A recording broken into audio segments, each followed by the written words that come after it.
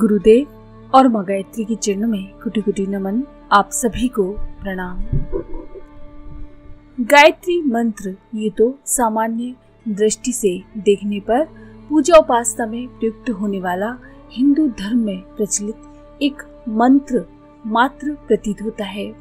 मोटी दृष्टि से उसकी आकृति और परिधि छोटी मालूम पड़ती है, किंतु वास्तविकता इससे कहीं अधिक व्यापक है। गायत्री महाशक्ति है। उसका प्रत्यक्ष रूप 24 अक्षरों के छंद गुंथन में देखा जा सकता है। भारतीय धर्म का उसे प्राण उद्गम एवं मेरुदंड कह सकते हैं। शिखा गायत्री है, यज्ञोपवीत गायत्री है, गुरु मंत्र गायत्री है।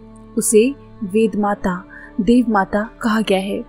ब्रह्म विद्या का तत्व ज्ञान और ब्रह्म वर्चस्व का तप विधान इसी उद्गम केंद्र से गंगोत्री यमुनोत्री की तरह प्रकट होते हैं। भारत का गौरवमय अतीत ऐसे देव मानवों का इतिहास है जो अपनी मातृभूमि को स्वर्गादपि गरीयसी बनाने के अतिरिक्त समस्त विश्व वसुंधरा को समृद्धियां और विभूतियों से सुसंपन्न बनाने की महती भूमिका निभाते रहे हैं। ऐसे देव मानवों के अंतःकरण जिस सांचे में ढलते थे उसे निसंकोच गायत्री तत्वज्ञान और तप विधान कहा जा सकता है। गायत्री महाशक्ति का प्रथम अरुणोदय भारत भूमि पर हुआ। इसके लिए स्वभावतः उस क्षेत्र में सर्वप्रथम और सर्वाधिक परिमाण में अपना वर्चस्व प्रकट कर सकना अनायासी संभव हो गया। पर इससे ये नहीं समझा जाना चाहिए कि उसका सीमा क्षेत्र इतना ही बस है। जापानी अपने देश में सर्वप्रथम सूर्य का उदय होने की मान्यता बनाए हुए हैं और अपने को सूर्य पुत्र कहते हैं। उनकी मान्यता को बिना आघात पहुंचाए हुए भी ये प्रत्यक्ष देखा जा सकता है कि भगवान सूर्य जापान तक सीमित नहीं है। वे समस्त भूखंड को समान रूप से अपने अनुग्रह से लाभान्वित करते हैं। गायत्री को इस रूप में ही समझा जाना चाहिए। वेद माता उनका आरंभिक रूप है। उसकी व्यापकता देव माता और विश्व माता के रूप में देखी जा सकती है। इसीलिए हिंदू धर्म अनुयायियों में अधिक प्रचलित संस्कृत शब्दावली में गुंथित और उपासना उपचार में प्रयुक्त होने पर भी उसे उतनी परिधि में सीमित नहीं किया जा सकता।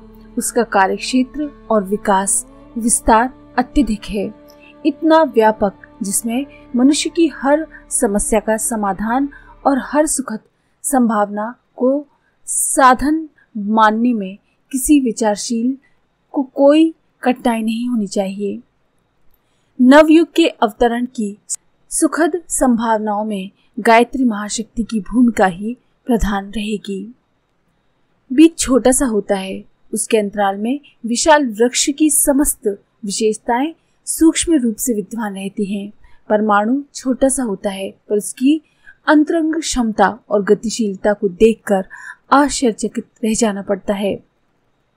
शुक्राणु में पाए जाने वाले गुण सूत्र प्रत्यक्षतः बहुत ही तुच्छ होते हैं, पर उनमें महान मानव का अस्तित्व जमा बैठा होता है। गायत्री मंत्र को भी ऐसी ही उपमा दी जा सकती है।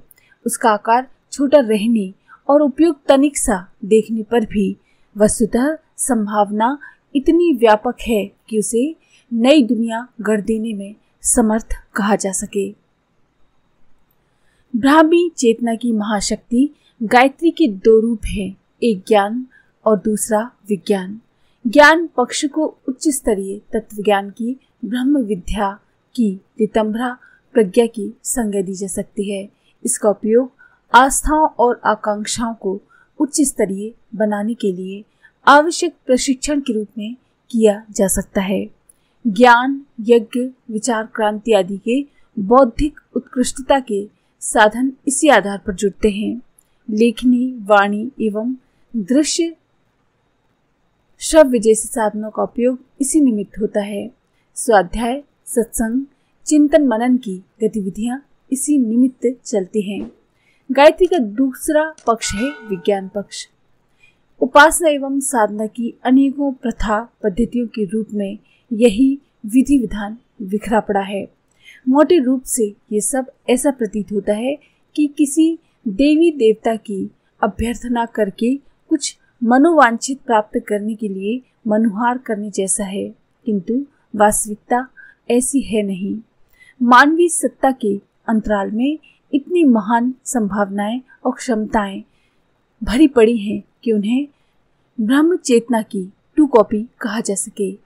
अंतराल की प्रसुप्ति की दरिद्रता है और उसकी जागृति में संपन्नता का महासागर लहलहाता देखा जा सकता है।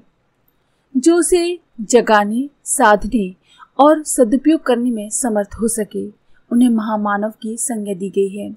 उन्होंने ऐतिहासिक भूमिकाएं निभाई हैं, स्वयं धन्य बने हैं और अपने संपर्क क्षेत्र के जन समुदाय एवं वातावरण को भी उन्होंने धन्य बनाया है।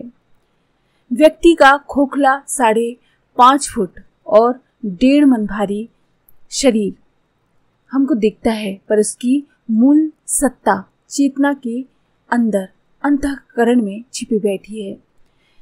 यहाँ जैसा भी कुछ वातावरण होता है, उसी में चेतना को निर्वाह करना पड़ता है। फलतः उसका स्वरूप भी वैसा ही बन जाता है। टिड्डे हरी घास में रहने पर हरे रहते हैं और जब घास सूख जाती है तो पीले बन जाते हैं। अंतराल का स्तर ही चेतना की उत्कृष्टता और निकृष्टता के लिए उत्तरदायी होता है। इस अंतराल के मर्म स्थल का स्पर्श भौतिक उपकरणों से संभव नहीं हो सकता। उतनी गहराई तक सचेतन उपचार ही पहुंच सकते हैं। गायत्री महामंत्र की साधना उपासना का प्रयोजन यही है। इसी के उपाय उपचार को गायत्री महाविज्ञान कहते हैं। प्रसुप्त का जागरण उसका उद्देश्य है। मनुष्य की महानतम इंद्रियां 3 हैं। उन्हें सुधारने, उभारने और उछालने के 3 प्रयोजन पूरे करने वाली प्रक्रिया का नाम गायत्री उपासना है। इस विज्ञान पक्ष के सहारे भौतिक प्रगति के अनेकों आधार खड़े होते हैं। ज्ञान पक्ष के अंतर्गत जगत में चिंतन और दृष्टिकोण में ऐसा परिष्कार होता है जिसे ऋषिकल्प कहा जा सके। व्यष्टि और समष्टि के दोनों ही पक्षों को समुन्नत बनाने के लिए गायत्री विद्या की उपयोगिता असाधारण है। आत्मिक प्रगति हो या भौतिक प्रगति, सभी के लिए गायत्री का ही आधार सर्वश्रेष्ठ है। गायत्री ही महाशक्ति है। आज के लिए इतना ही।